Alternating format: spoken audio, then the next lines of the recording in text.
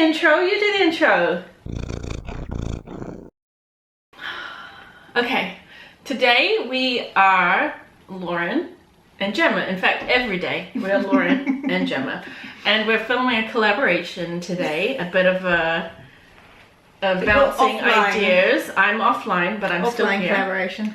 So today we have an idea of Gemma's where we've each come up with 5 prompts and a book to address each prompt, and then we will share that prompt with the other person and they will come up with an idea on the spot. And then for part 2 of this video, so make sure to subscribe, we'll read one of those 5 that the other person has suggested. So in total, 10 prompts, 10 book recommendations from people with very contrasting tastes. Yeah, so to speak to my own taste, I read mostly non-fiction, and of that mostly, probably the majority is like memoirs and autobiographies, or certainly like adventure stories, true stories, or people who have lived interesting lives, so like astronauts, actors, adventurers, that kind of thing. I do read a tiny bit of fiction, but probably only 1 or 2 fiction books a year. And honestly, every time I do, usually I'm disappointed and think this is why I read non-fiction. But yeah, I'm open-minded to reading something. So how many books would you say you read a year in total? Maybe like, I'm trying to think, because I do keep record on online, but maybe, I mean, no more than 20, like maybe between 15 and 20 a year. So not your rate of reading. Do you have a Goodreads? Yeah, Goodreads, yeah. Do you set your target? No, you don't do the like reading challenge thing. No, nothing like that. No, I just read when I fancy it. I read a lot on airplanes. I find that's my favorite time to read because it makes the time pass really fast, and I feel like it's a good solid chunk of time. And then I like to read in the mornings on the weekend when I feel like I have all the time in the world. If you're reading on the move, mostly, are you into your ebooks, or does it have to be physical? Like, considering you're dragging them around? Either. Yeah, if I'm on the move, either. Okay. Yeah. No preference. No. Like right now, it just depends on what I have on me. Very, very, very, very rarely audiobooks these days. But like, for example, now I've got maybe 10-ish books with me, but one's like 2 are for university, one's a souvenir, a few are souvenirs. One was a novel that I read already, so I wouldn't even read any of those, so I would download a book. Right now I'm reading a book on my phone. Yeah. What are you currently reading? I'm currently reading The Society of the Snow. Oh, which is about the Andes crash. Yeah, the Andes crash, but it's a survival adventure story. But I'm not super enjoying it, so I don't know if I'm going to carry on. Is it, too dry, or why aren't you enjoying it? This is turning into an interview, but... Yeah, which I'm open to. Yeah, it's a little... the first chapter was very odd, because the first chapter was like a summary of the entire story in the first chapter. I hate it when they do that. Yeah, I've never encountered that before. I thought that was really odd. It was like quite a long chapter, and talking about the individuals who were kind of, for lack of a better word, the main characters of the story. And I kind of thought, but I don't know who these people are yet, and you're already trying to, it wasn't an introduction or anything. Yeah, so it was like off to a weird start, and then just not the kind of tone and pace that I find most gripping. Okay, so we take turns? Yeah. Okay, you go first. Okay. So my first prompt is a book you would recommend to get you out of a reading slump. Okay? My recommendation, which is a bit weird, is it's called World War Z. Oh yeah. It is about the zombie apocalypse. Yeah. I know the movie, right? Yes, but it's nothing like the movie. Okay. David Brooks. During and... Max Brooks? Okay. It's during and post-apocalyptic events, but the reason it's a bit different is that it's told, I think the right term is epistolary style, but it's not just letters, it's documents, it's interviews, it's letters, it's reports. The whole framing style is that it's like a report being written by the UN, somebody commissioned by the UN. So they're post-apocalyptic, but he's writing a report on all the events leading up to it. And he travels all over the world, so it's not just from a Western perspective.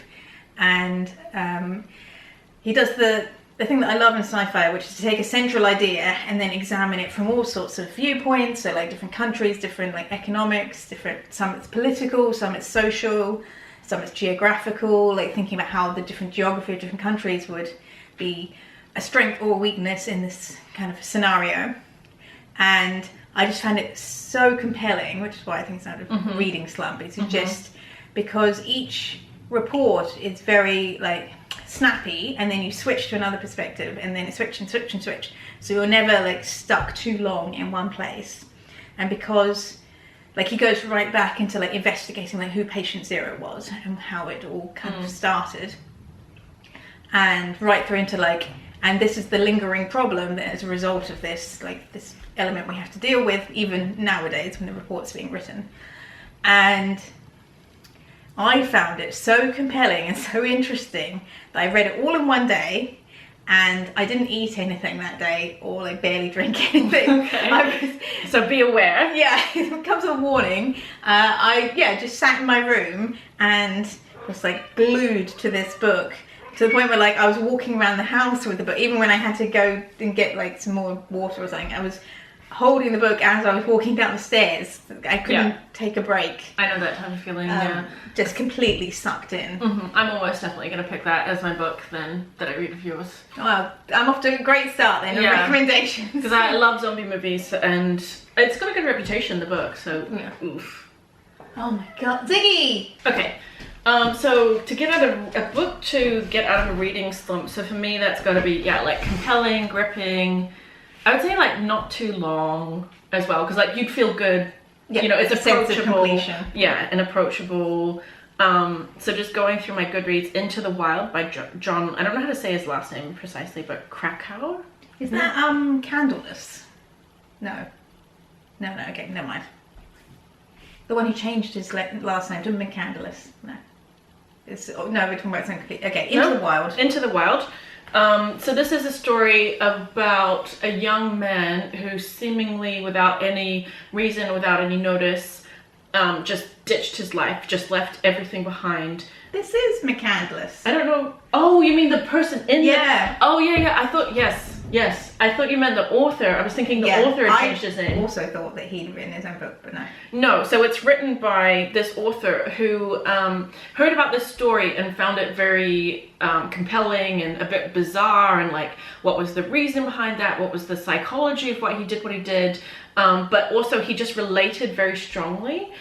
So he had this kind of feeling that it's kind of this feeling like within all of us, there's a part that wants to drop everything, sell everything, not even sell it, just leave it behind. Leave behind all your money, your possessions, and just go into the wild. And so it's one of those stories where it's the story of the story, but then also the author is kind of intermingling their own experiences and relating, and a little bit of kind of journalism. So yeah, it's a nonfiction about his life, and yeah, I think it's kind of speaks to a part of everybody that wants to be free and get lost and leave everything behind. And I'd say it's quite compelling. Yeah. Did you find the McCandless story interesting before you read the book? I didn't know of it before. Okay. No, I mean, because I read this book a long time ago, I knew it was a famous book, and so I sort of picked it up in that, like, oh, this is a famous book. And then, just really read it quite quickly and found it very compelling. And I think there's a part of me in that. I would say, like, everyone to a degree has that in them, but it might only be like a 0.001% of them. But I think for some people like me, it's like a bigger percent. Like there's probably like 15-20% of me wants to leave everything behind and just go off into the wild. But it's also a bit of a cautionary tale in that sense as well. I mean, although I haven't read the book, I've read, I don't know, maybe it was like a long piece article about McCandless. Right. And I didn't find his story, like, it just seemed, the overall impression was like that he was a bit selfish and reckless, and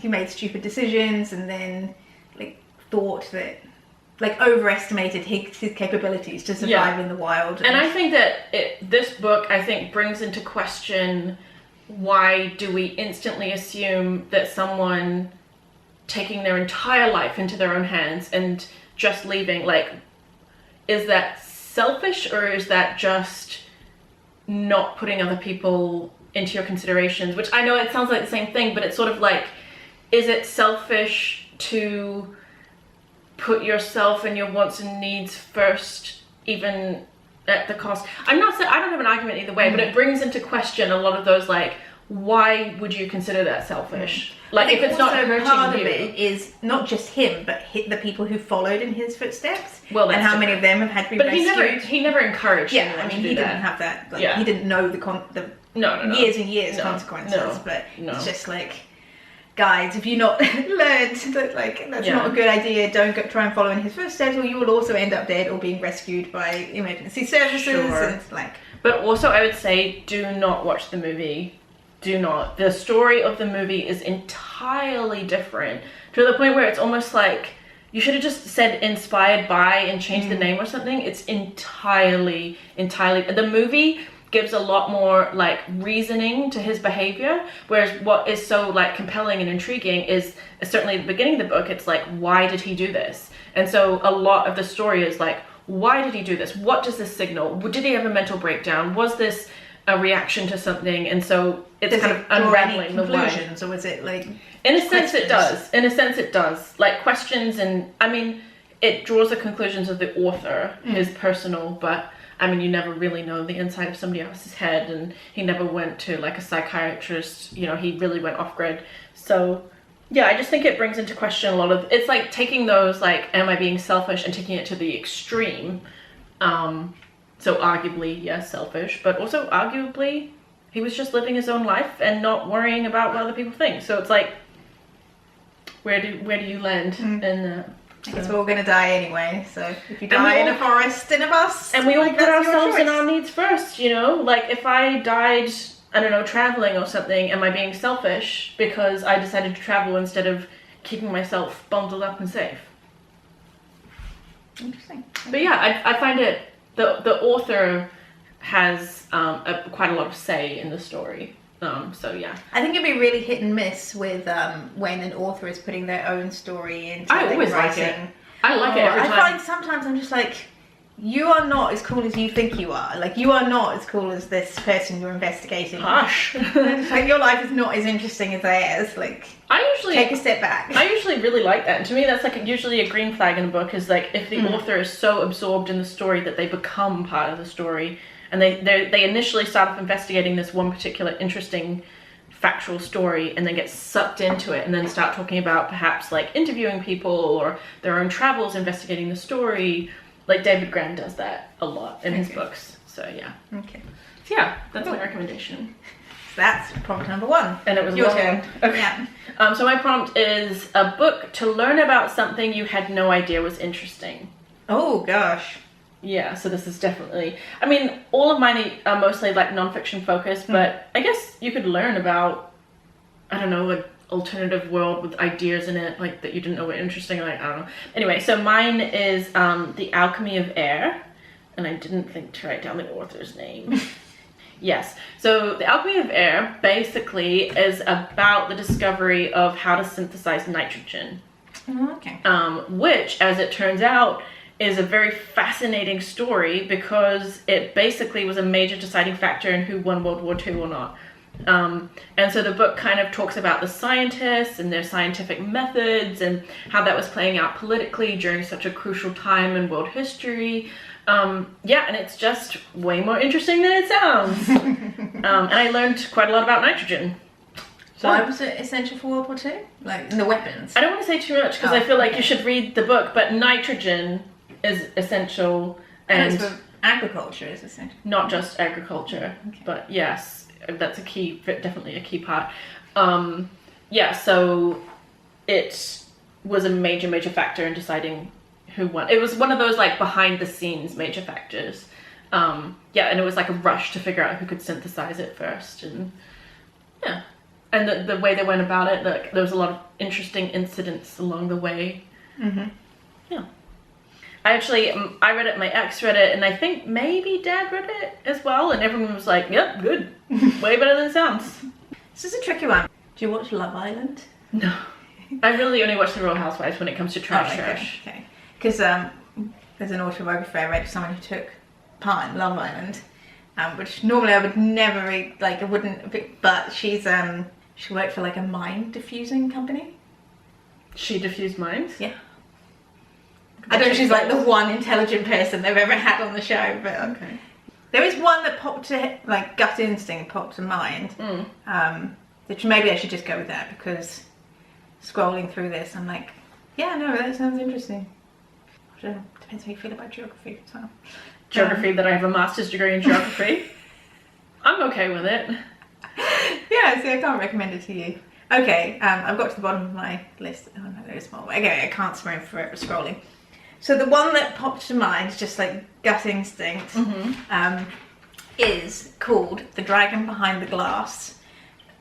And I can't remember the author's name, but I'll put the cover up.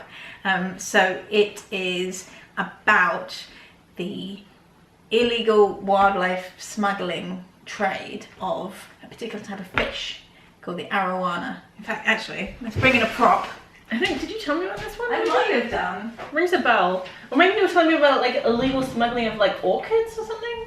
Yeah, that is another book that I read for my YouTube channel. Maybe you talked about this in another video? Yeah, well, when I read the orchid book, it did remind me of this one. Okay. This is my arowana plushie.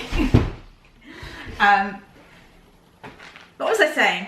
Yes, so the book is about illegal wildlife smuggling of this particular fish, and it's the kind of book that sounds boring to me because I have no interest in fish in particular, even though I generally would just call myself an animal lover, like no emotional connection to fish. And it's the kind of thing you'd like, investigative journalist. She starts off meeting essentially a pet detective in New York, and that's how she gets down this road of investigation about wildlife smuggling in general. And the arowana is particularly prevalent and profitable because it's such a desirable fish, particularly in Chinese culture. And the redder it is, the better, and the bigger, and certain characteristics. And people have plastic surgery on their arowana to make them more desirable. And people have been murdered and their pet shops broken into to steal the fish. I think that's the opening chapter, is an account of a destroyed pet shop and a murder. And so but there's the conflict of these fish are farmed, so you can get them legally, but because there's no way, I think with fish it's particularly tricky to track them and their genetics, and they're you can't micro tag them like you can with a cat or a dog. And so they're completely banned in America because you can't distinguish between the wild caught ones and the farmed ones. And wild is illegal. Yes. And so she goes to Indonesia, where they're native, and she talks about how they used to be so common that the locals would eat them. It was just a fish, and now they endangered species, but also the changes to the landscape and the culture and the effect of big business in Indonesia. But she goes to I think it's Central America, where there's the silver version of them. So she's traveling around doing this investigation and learning all about it and the different laws around them, and she visits the farms where they're bred, and looks at the cultural impact, because red is a colour of fortune and good luck in Chinese culture, and there's also sort of mythology around them, being tales of an apartment being of a rich person being broken into, and the arowana jumped out of the tank to try and defend the owners. Yeah. Wow. No wonder they're so. And they kind of look like a dragon and then sort of dragons are important in Chinese culture, and I mean they are very good looking. I mean, wouldn't we want one of these? I bought this in Japan. It's only in Asia would they sell a plushie of this particular fish. Okay. Because they had a tank of them at Atoa, the aquarium we went to. Next prompt. Okay. We should keep it more snappy, or It's this fine. video is going to be so long. Well, people like hearing people talk about books. Okay, no, I'm just saying. They can speed up the video if we're chattering too much. I do that. Double tap on the side, skip forward 10 seconds. I do at 1.5. Gemma is blathering about fish. Shut up. Okay. Okay, second prompt. A book you would recommend if you want to have a good cry. I know what book I'm going to pick for this. Okay, good. We're speeding things along. So my answer for this prompt is The Travelling Cat Chronicles. It's kind of a pro and a con. Depends how you feel about crying about books. Like, this is written to tug on your heartstrings and make you, like, it's deliberately emotionally manipulative. If you like cats, it is. They were like, what we can do to push cat people's buttons and make them cry. It's essentially about a man. I don't like the idea that it's manipulative. Yeah, but it's like, it's still well written, and I love cats. So I was like, so it's your even cat. though I know what they're doing to me, I'm still going along with it. Fair It's enough. a consensual manipulation. It's about a man who needs to, he has a cat that was a stray. He took it in, and then due to circumstances, he needs to find a new home for it, a new owner. He doesn't just want to like give it to anyone, so he travels around to try and find a new owner. And so it's sort of told in these vignettes of the different people he visits to see if they're appropriate. And then in each circumstance, the cat, because the cat has a point of view, so you read from the cat's perspective in, I think it's alternating chapters, or I can't remember how often, but it's definitely like a main point of view character. And so the cat takes matters into his own hands to like ensure that he doesn't get given to so and so for particular reasons. And then follows this beautiful relationship between this man and his cat. And I cried so much, like from chapter 2. This is not, a particularly short book. So just constantly crying, basically, all the way to the end. And then my eyes were so sore that I put like a cold compress on them, and I fell asleep with it on, just a cold flannel. And when I woke up in the morning, my eyes were so swollen that I couldn't like leave the house, because it was like I looked atrocious and I couldn't fully see out of one of my eyes. Fortunately, I was reading this on a Saturday, so I had the Sunday to recover. Because I would not have been able to go to work and look at a computer. That's how bad. So you sure you're recommending this book? If So again, the prompt hazardous. is, if you want to have a good cry. Fair enough. So there you go, that's my prompt. Okay. So I know mine, but I can't think of the author's name off the top of my head. This is a recurring theme. Okay, so the name of the book is When Breath Becomes Air. Have you read this? You've recommended it to me Yeah, before. okay. Yeah. I had a feeling I had. By Paul Kalanithi. Paul Kalanithi? So this is a autobiography. Oh my gosh, I feel emotional to say this. I'm like, okay. So encouraging to be quick. It really, okay. So it really is heartbreaking, but like this book is heartbreaking in a good way, in like a life is short and beautiful. I'm actually getting emotional, and I haven't read it in years. So it's written by a man who, so his undergrad was in literary studies. So like he has like a love of writing and literature, and it just shows throughout the whole book. He's a very, very good expressive writer.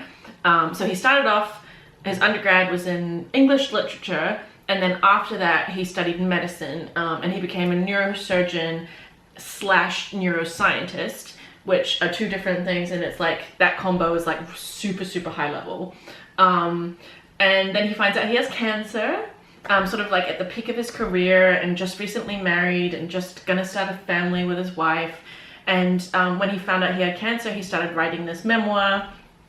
I don't want to say too much as well, but yeah, it's the story of him like coming to terms with like what's happening to him, and like his end of life, and like how he's coping with it, and how his family's coping with it, and like his work and things that are important to him, and just like reflections on his life. And Okay. and it's really sad, but like sad and like a life affirming, like life is so short, and so like it's like this, short. I just want to have a good cry. Anyway, that's my book, and I haven't read it in so long. Did you read it knowing it was going to upset you? I mean, it's like in the blurb that it's a sad story, Right. but he's just like so beautiful, like such a beautiful writer. Okay. That it just like it gets you, because of his like background in literature he's like such a... Yeah, I mean, he was just like, he did his literature as like a young man, you know, kind of like, I mean, that's like my degree as well, you know, just like a young person going to university, got to study something. That was where his heart was always in literature, and he was always like a reader. I don't think he ever wrote anything else, but yeah, like end of life started writing his memoir. Okay. Yeah, and it's just very profound and touching and sad. And the end, obviously, is so sad. Yeah. So. Wow, way to bring down the mood. Sorry. Let's see. Hopefully my prompt is like more fun. Okay, so my next one is a book that keeps you on tender hooks. I just realized tenterhooks. I don't know. It's tenter. This is one to keep you on tender hooks. I don't actually know. Yeah. I could tell you all about the etymology of the word. No thanks. We haven't got time for that. I haven't got the time. So the other book I had recommended was Into the Wild, and I didn't click that I had another book by the same author. Okay. So this one's called Into Thin Air by John Krakauer. And I feel like your titles are like thematically like it's the same author. Air, yeah. breath. Oh, true. Yeah, breath and thin air. Yeah. So this author, he is a climber, and that comes up into the wild as well. That's his like wild spirit is like he's like a very high level technical climber. And he's a journalist as well.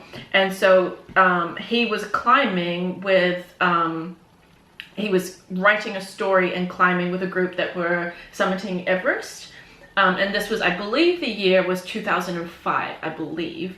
And that was the year when there was like a really sudden, drastic weather change, and a lot of people died. And it got made into a movie called Everest with Jake Gyllenhaal, which is a really good movie and true to the story. And so it just so happened that he was a journalist on this trip. So it was captured, you know, very journalistically. And so, yeah, it's like very gripping because he's there like witnessing these events as they're unfolding and witnessing the weather as it's unfolding. And yeah, maybe I don't want to say too much about the story because I feel like it's one of those things like it keeps you on edge because it's like you don't know what's going to happen next, but it's quite a well-known event that happened. So there's a good chance that people already know the story as a whole, but this is told from his personal point of view. And he even has like a epilogue at the end because some things he didn't remember correctly because obviously it was like super traumatic. And so he kind of goes and writes an epilogue about what he misremembered. Yeah, so it's, I guess in that sense, it's not as like accurate per se, but it's an accurate representation of his experiences and what he remembered, even if he misremembered it.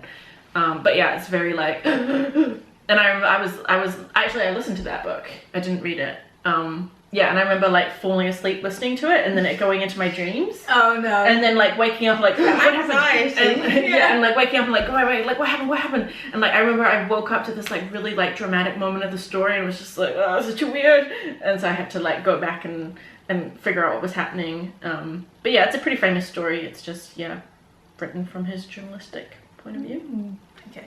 I'm not saying this is like the best, like keep your tender hook books I've ever read, but I think the point of this is just to recommend a book based on the prompt. It doesn't have to be like amazing 5 stars or whatever. Yeah. Although this is a generally well acclaimed, well beloved book. So my answer for a book that keeps you on tenterhooks is And Then There Were None by Agatha Christie. Okay.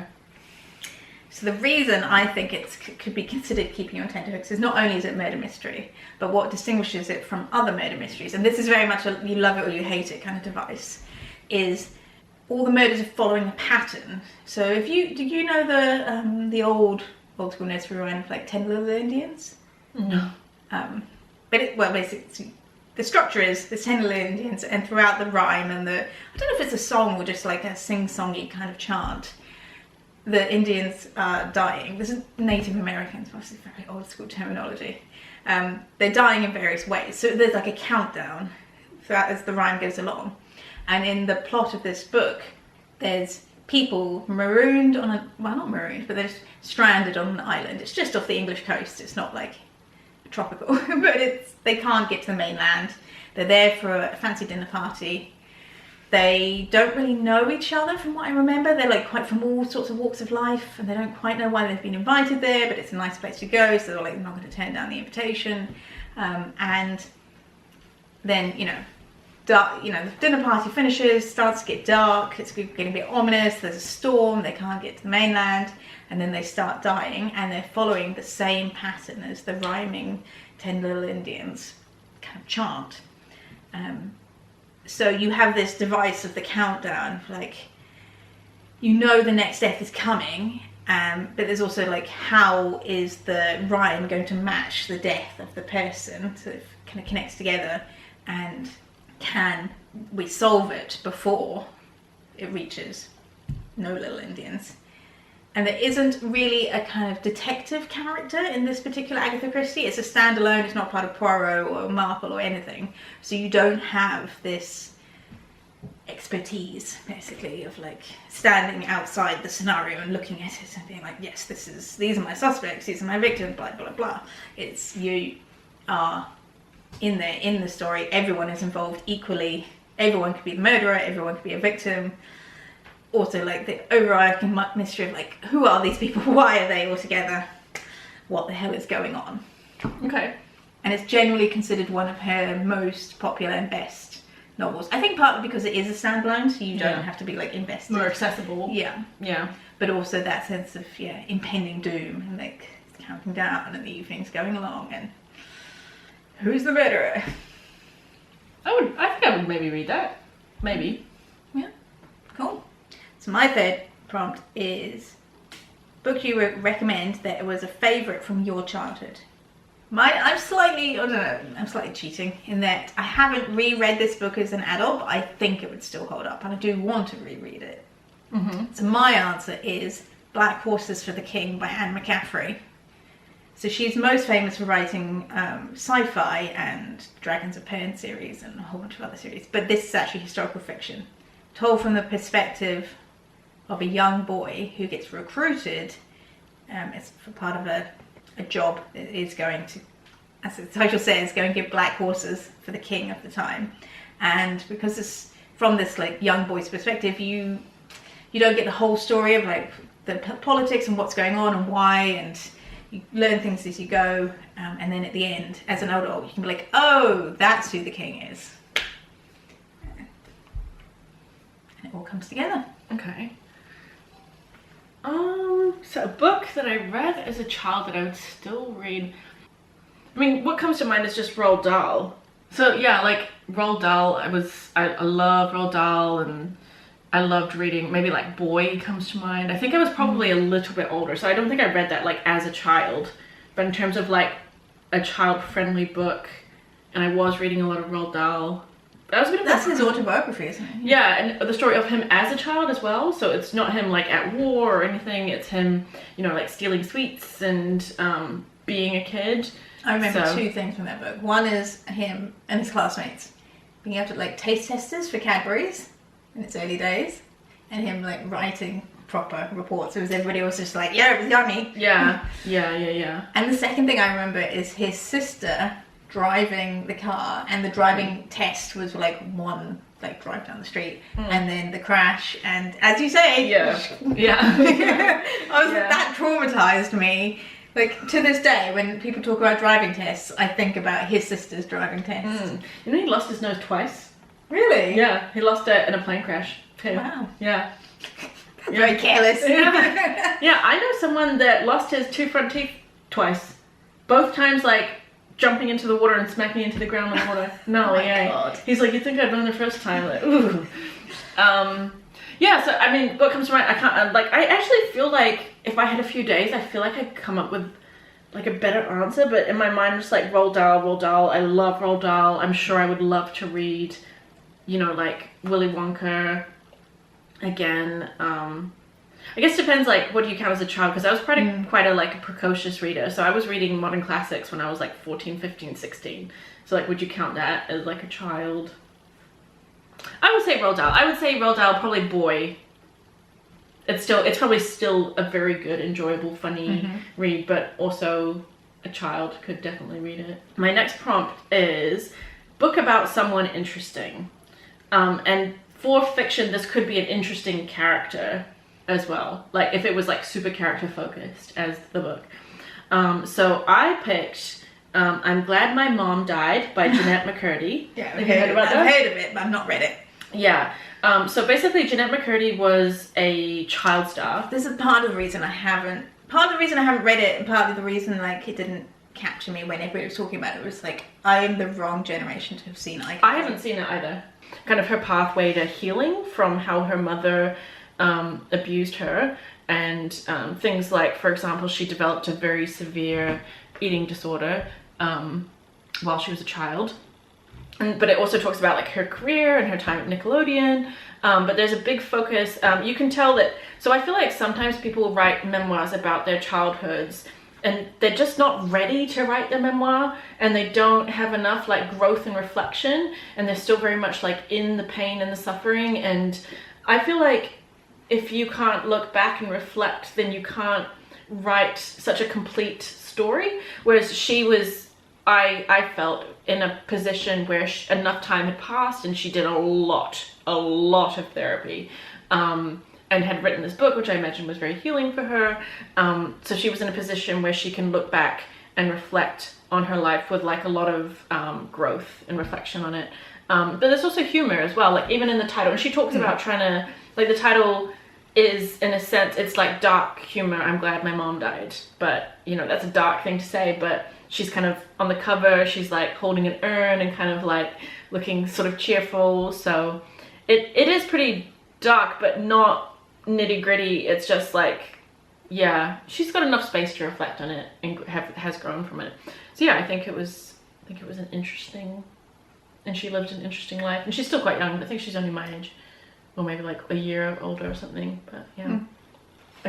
Okay, so for my choice for that prompt, I've gone fiction, but in order to help me choose, I was thinking about books that it's not the situation, it's not a big cast of characters, it's you are focusing on one interesting person. Yeah, that was the idea. Yep.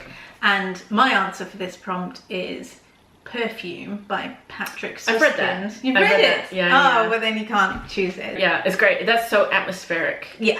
I felt like reading it as like you're like walking through the fog in the streets. I just think it's such a different element to focus that your writing character has such a strong sense of smell. There's, you know, I've never read another book that uses that as a device and a, you know, part of their characterization. And then he makes, you know, all sorts of interesting choices. He's an interesting guy in a bad way. Yeah, I get that. Yeah, it is intriguing and creepy. For me, it's like one of the most atmospheric books I've read. It felt like to be able to describe all those smells and the way that it, like, do you remember the scene when he was in a cave and he was like entirely in his own head and going a bit crazy? Not really. He's an interesting character. Yeah, cool. And a great read. Yeah. Great read. Yeah. 5-star. Okay, your turn. And it's unusual for me to like a historical fiction. Yeah. I ought to rate that, like it that much, so I rate it that highly. Do you rate your books at all? Yes. On Goodreads? Yeah. Okay. But generally, like, if I don't like a book, I will stop. So I very rarely read anything that's below 4 stars, because I just stop, and it doesn't. So even like it's kind of meh 3-star, you'd probably very rare. I've read a handful of 3 stars in my life. I'll just stop. Life is too short to. I know, I agree, but then it's a sunk cost fallacy. Like, well, I'm just gonna finish this book. Keyword fallacy. You don't like it, stop reading it. Yeah. No one's keeping track. You don't lose anything. Yeah, carry on. I wrote 2 prompts and I couldn't decide between them, but now I've realised that my answer actually matches both of those prompts.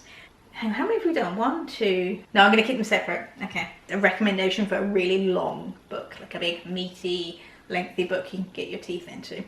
And my recommendation for this is The Count of Monte Cristo by Alexandre Dumas, which is generally, depending on the publication, about 1,100 pages. Are you familiar with the story? It's a classic. I know the name and title, but not the. I mean, I think I've watched the movie version of it. I think, wasn't there like a Leonardo DiCaprio? You're thinking of The Man in the Iron Mask. Yeah. Another Dumas. I think there was. There has been a movie in the like 90s. Yeah, maybe? I think I've seen. And then they released another one this year, in French. Okay. French production. It's a revenge story, and it's like revenge is a dish best served cold kind of story. So it's about a young man who is falsely imprisoned to do with like politics in France at the time. and he spends a long time in this island prison. You could almost say like it's the ancestor of the Shawshank Redemption. That kind of sense of like false imprisonment. You're following he has an escape. I don't think that's a spoiler. This is all very much at the beginning of the book. Yeah. And so he's imprisoned because of the actions of 3 particular people. And there are people who try and help him and not get him end up in prison, but it's those 3 people that he basically vows revenge on. And to do with the circumstances of his escape, he ends up becoming very, very wealthy in the immediate aftermath. So he has the time and resources to really lay out his revenge in a long-term plan. He's not just like rushing up to people and stabbing them. And he is pretty ruthless, and sometimes the revenge is death, but sometimes it's not. Sometimes it's more subtle and like psychological. And there's a bit of a love story as well, because not only was he imprisoned, but like his career was ruined, and his fiance was like stolen away from him, and his like chance of future happiness was all gone, because it's 14 years he spent, at least 14 years I think. And it's a very long book because it was originally published in like a newspaper, I think. So it was serialized, as books of this time often were, and so you get quite complicated plots with like multiple POVs. Sometimes it goes off, and there is one chunk that I'm just like, oh my god, you could have cut that entire section out. Like you've clearly getting paid pages. per segment, and like this is what happens when you pay people per chapter or whatever. But it's quite intricate, involves other people in his schemes, and he takes on different character personas to fulfill his plans. So sometimes you're like, is this person the Count of Monte Cristo pretending to be somebody else, or is it genuinely a different person? So he's weaving together this long-term plan, and then he messes with people, and it's all like vindication, and it all comes together. But then of course consequences, unintended consequences to his actions sometimes.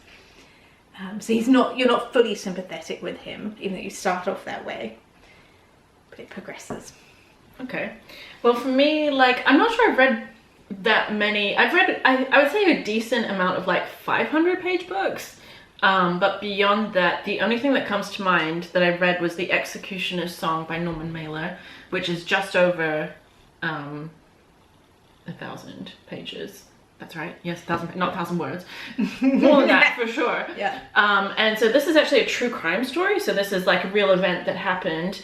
And Norman Mailer wrote it sort of creative nonfiction style. So it's not journalistic, I would say. It's like the story, and then this happened, but he doesn't put himself in it, and it's a fictionalized but true, kind of, and accurate to the truth and stuff. Okay.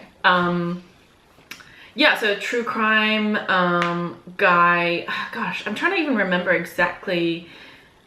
Like, I don't remember fully like the crime. So following one crime, but specifically the guy who committed the crime.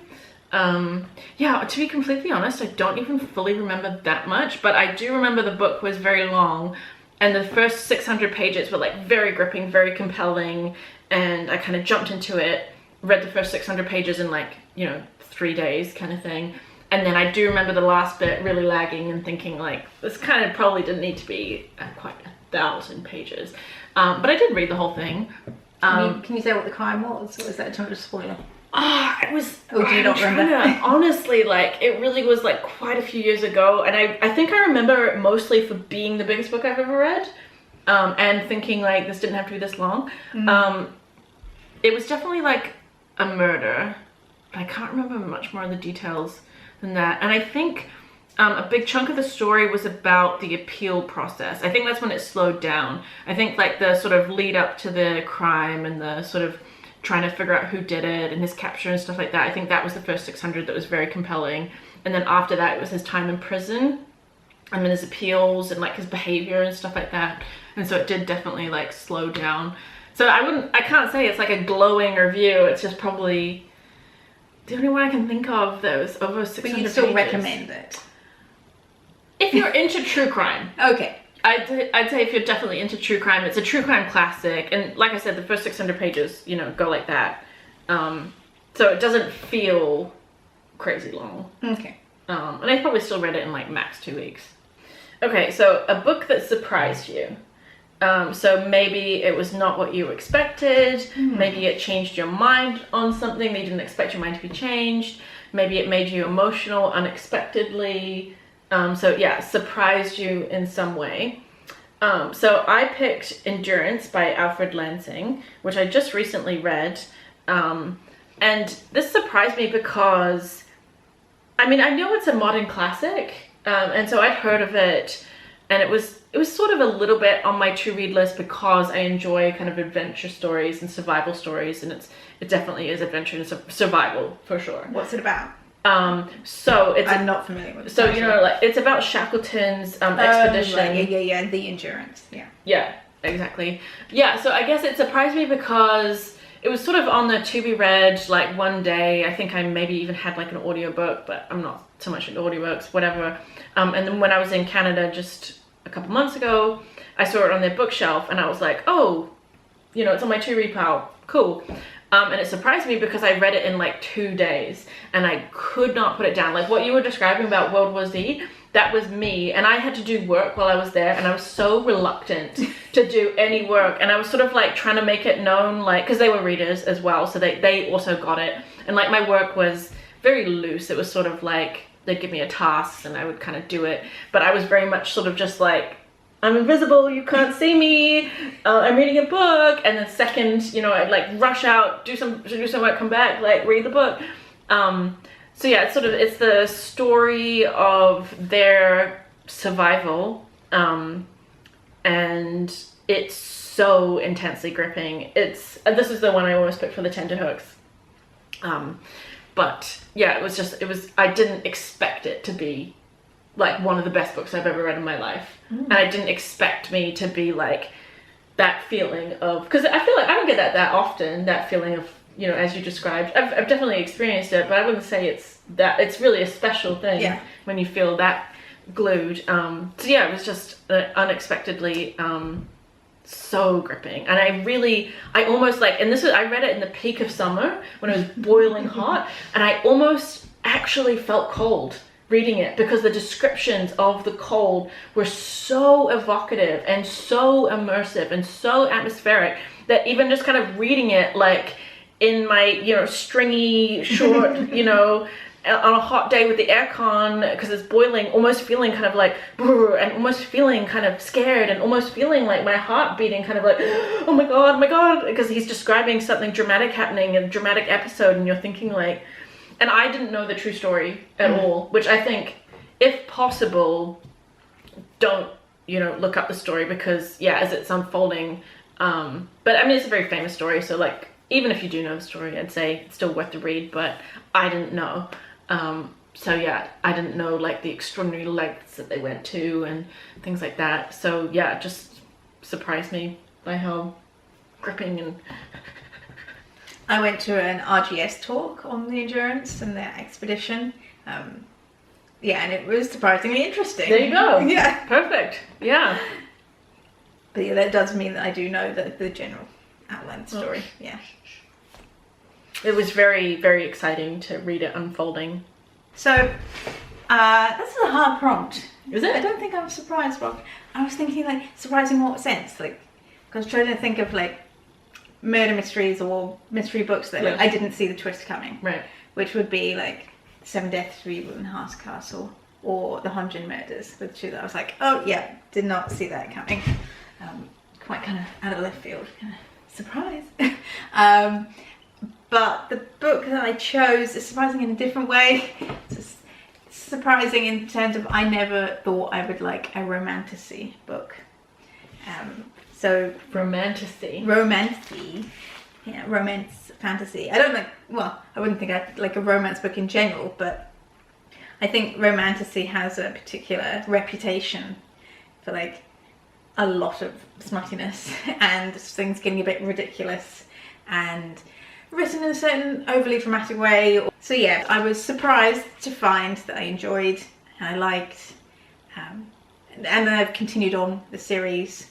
And actually, I'm pretty sure it's the first T. Kingfisher I ever read. And now I've read her other books that are not within this series. She does write horror, but I haven't read those yet. But I'm kind of almost tempted to read horror, even though I don't normally, just because I enjoy her writing so much. It's kind of a weak answer to No, but no, yeah. that's my Surprised you. recommendation that surprised me. Okay. All right, so this is the final prompt. Yes, keep it tight. It's okay. So my prompt is a recommendation for a book that is not set in the UK or USA or Canada, like those big. I feel like the camera's quite wonky. Okay, so my recommendation is Anxious People by Friedrich Bachmann. Never So heard of it is about an apartment viewing. So apartments are for sale, various people come and view it, and whilst they're there looking around, a bank robber tries to rob a bank, but it's a cashless modern bank, and it all goes wrong, and they dash up into the apartment viewing because they're just running away from the police, and they take the people in the apartment hostage. Where is it set? I feel like And that's it's important. set... Because that's a prompt, right? Yeah, okay. Well, it's set in Sweden. Okay. I bought it as a souvenir in Sweden. It's not Stockholm, because they talk about people from Stockholm. Like, the local police are insulted that the specialists are being called in from Stockholm. But we're just as good as the people in Stockholm. Why do we have to put up with them? So what came to mind immediately for me was Goodbye Sarajevo. So this is written, it's a true story. It begins in 1992 with the siege of Sarajevo. And it follows two women that were at the time were girls. And one was evacuated by the UN and one stayed behind with something like, it was a big family. So a lot of the family left and went to Croatia as refugees. And some stayed behind while the siege was happening. And the story is a chapter from each of the sisters, so one staying, one going. So it talks about their one experience as staying while under siege and one experience as a refugee. And sort of they're set at the same time, and how their stories move. And then obviously at a certain point they're reunited. And they actually moved to New Zealand as well as refugees. So yeah, so a bit of sprinkle of which I didn't know that at the time, and they wrote it like as New Zealand citizens. I was like, did you buy it when you were in Croatia? No. I did read it because I had a Croatian ex, so I became interested in the history. He was half Croatian, half Bosnian. But yeah, I remember when the book came out, it was a big hit in New Zealand, and I was working in a bookseller's at the time, and it was a big bestseller. But I think it was I don't know if it was internationally a big seller or if it was just big because she was a New Zealander at that time and was doing like maybe New Zealand press and things like that. But it was very well regarded at the time it came out, but I didn't read it for probably maybe 15 years after that I read it. But yeah, I really like the structure of this close-knit family experiencing the same event but within these very drastically different perspectives. Yeah, it was very, very interesting, very good. So, a book you could reread frequently for the rest of your life. Ooh. So, This is not for me because I very rarely reread books. I would say I rarely do so also. Can I give two answers to this? You've just said we have to be quick. Yeah, okay, but I can be quick about it. Okay. So, they're actually both fictions, the two. Ooh. That, because I read them when I was younger and I think they just made an impact on me. So the two books, one is Of Human Bondage by William Somerset Maugham. I think I first read that when I was 15, maybe 16. And I couldn't even explain to you why I like it so much. It's just a story of a young man. He starts training as to be a doctor and then goes into the arts, has a terrible love affair, and it is like a thinly veiled autobiography of the author. And he's got this interesting mix of being like sort of stoic on the outside, but very, very pained and sensitive on the inside, and very like, yeah, insightful, but also kind of cold. And that is what, again, like a thinly veiled autobiography. And I don't even know why. I couldn't even pinpoint exactly why, but I've reread this book a bunch of times. Just every few years, I just pick it up and I like it every time. I feel like I get something different from it every time, and I can never fully remember. I remember the story pretty well, but yeah, it's always kind of new to me every time I read it. Yeah, and then the other book is East of Eden by John Steinbeck, and that's just a good tale, a good, gripping, interesting, dynamic, and I love Steinbeck's writing, and every now and then I feel like reading something chunky and getting lost in his stories. I'm not anti-fiction, I just don't find myself getting sucked in as much as I do with a non-fiction, but those two, for some reason, every few years I just enjoy picking it up again. Is East of Eden Great Depression Dust Bowl era? Or am I getting mixed up? No, that's Grapes of Wrath that you're thinking of. Oh, okay. That's the famous Dust Bowl. It's interesting, I remember reading Whose Names Are Unknown, which is a Great Depression. Like, that author, Sonora Babb, was writing about the same time as John Steinbeck, and there was a lot of people like, she could have been as famous as him, but because she's a woman, she wasn't. But I found that incredibly depressing, that story. And I didn't finish it, actually, because I was just like, this is just endless, like, misery and gloom. And it sounds kind of interesting to me. Whose Names Are Unknown. That sounds kind of maybe why I would read it. Okay. What was the prompt? Could reread frequently. Could reread. Like, on a frequent basis. Oh my god. Even if that was once every 10 years, you know, that's a frequency. Okay, sure. My initial thought is something like The Count of Monte Cristo. It's so big and convoluted that I forget things that have happened. The one I have reread, and I was like, yes, this still holds up, is Bel Canto by Anne Patchett. Oh yeah. That's one that I haven't personally read, but I would say is very well regarded. You see it on a lot of like top 100 or like booksellers recommended shelf kind of thing. I again read it as a youngin', so like a teenager, kind of late teens. When I reread it as an adult, I was like, oh, I was too young to read this the first time round. Not that I, clearly was not scarred by it because I'd forgotten all those parts. But it's about again a dinner party in a fancy house, which all the like rich people were there. There's an opera singer. There's like a Japanese businessman. But it's in a deliberately unnamed, Central or South American kind of country, and then the house gets surrounded and basically taken under siege by terrorists / freedom fighters, and I think that they go into the house and they hold people hostage, but it stretches on for such a long time, this hostage situation, that the divisions between the two groups boundaries start to blur, they start to talk to each other, cross over, like sympathy. The reason I remembered it so much reading it as a young person was it was the first time that I was introduced to the concept of like, when it comes to that kind of guerrilla warfare, whether you consider them a terrorist or a freedom fighter depends on your perspective, and it's sort of talking about the same person, but it's all like, not exactly propaganda, but like the power of words and where you stand ideologically, and that it isn't a hard boundary between one and the other, and the people are when they start living together, is like the lines start to blur. Oh yeah, I would read that too. That's been, I've never had anybody like sell it to me, but I've definitely heard of it and seen it on lists and stuff like that, and it sounds interesting. Yeah, I think it's been made into a film, but I haven't seen it because I'm just like, oh, but you'll ruin one of my... Probably. I don't trust you to not ruin one of my... It's risky. Favorites. It's always risky. Okay, I think I could reread that like every 5 years or so. Interesting. Well, hopefully you enjoyed our prompt and suggestion video today. Yes, we enjoyed recommendations from two very different people, very different reading tastes. Yes. Yep. So, do you know which one you'd pick of mine?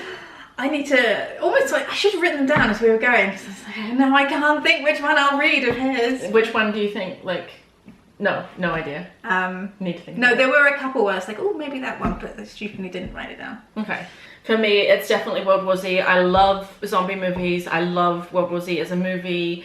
That book is definitely like well regarded. It's one I've I always had this impression that it's like not just a genre. I mean, I enjoy genre stuff, but yeah, it's well regarded, and yeah, this is my like push to read it. So for me, it's definitely gonna be World War Z, and I'm actually quite excited to read it now. I love that multimedia And that is so gripping and compelling, and yeah, I'm pretty pumped. I'm kind of like, let's go to the bookstore now and go buy it.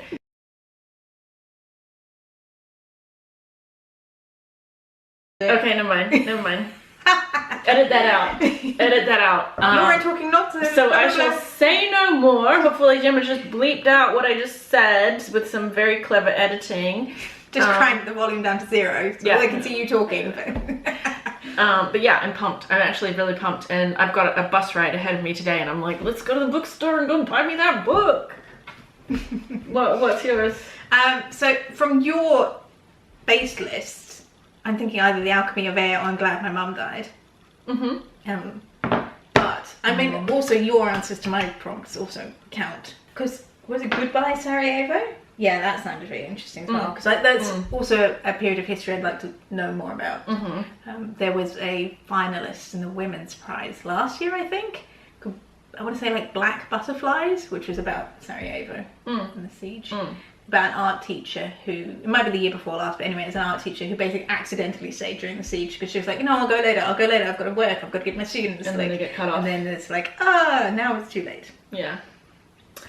So, in a follow-up, so make sure to subscribe, we will be reading these books and probably have to do it. I think I'm going to read this fast, but I don't know when you're going to read it. Yeah. So almost definitely it'll be a remote Zoomy type of follow-up.